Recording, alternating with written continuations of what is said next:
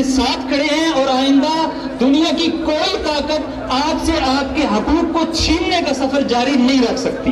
پنجاب 5 دریاؤں کی سرزمین، سندھ وادی مہران کی سرزمین، میں ان ساری سرزمینوں کو جمع کریں، ان کے وسائل کو جمع کریں، ان کی صلاحیتوں کو جمع کریں تو آپ کو پتا چلے گا یہ 5 دریا 5 نہیں رہتے ہیں جب تک گلگت بلتستان کی نالے ان کو سیراب نہ کریں. تم کہتے ہو ہم گلگت بلتستان کو سبسڈی دیتے ہیں، تم گلگت بلتستان سے خیرات لیتے ہو اور تمہارا ایک چیف سیکرٹری کھڑا ہو کے کہتا ہے انہیں حکومت کا حق نہیں ہے، یہ جانتے نہیں ہیں حکومت کیسے کر رہی ہیں. میں تم سے پوچھتا ہوں، تم بالغ ہو، تم عقلی طور پہ بڑے میچور ہو، تم حق حکومت رکھتے ہو، بتاؤ کارگل کس نے بچایا تھا؟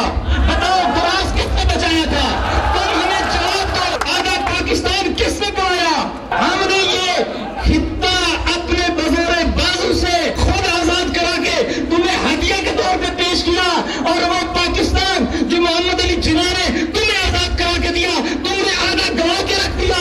تمہیں حکومت کا حق ہے یا ہمیں حکومت کا حق ہے؟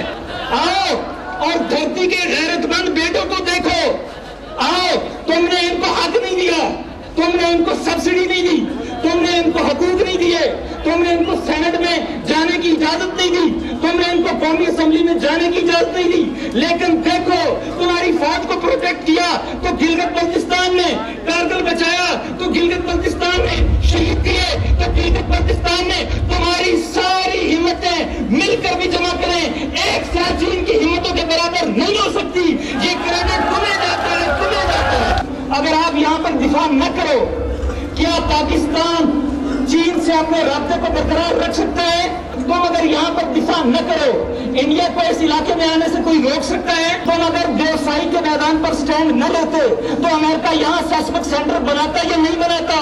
اور سب سے بڑھ کر یہ مائیں، یہ بچے، یہ اپنے عزیزوں کو، اپنی جانوں کو اس پاک وطن کی راہ میں قربان کر کے شہادت شہادت کا نعرہ بلند کر کے کہتے ہیں یوں ظلم کے مقابلے میں کھڑا ہوا جاتا ہے، یوں طالبانائزیشن کے مقابلے میں قیام کیا جاتا ہے، یوں ملک کو خون دے کر بچایا جاتا ہے. ملک بیچنے کی چیز نہیں ہے، بچے قربان کر کے بچانے کی چیز ہے.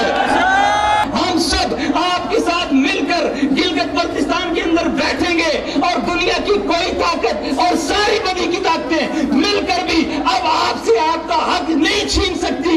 یہ حق ہمارا ہے، خدا نے ہمیں دیا ہے، اس سرزمین نے ہمیں دیا ہے اور ہم یہ آزاد ماں کے جنے ہوئے بچے ہیں. ہم یہ حق لے کر رہیں گے اور آنے والی نسلوں کو یہ حق عطا کر کے جائیں گے.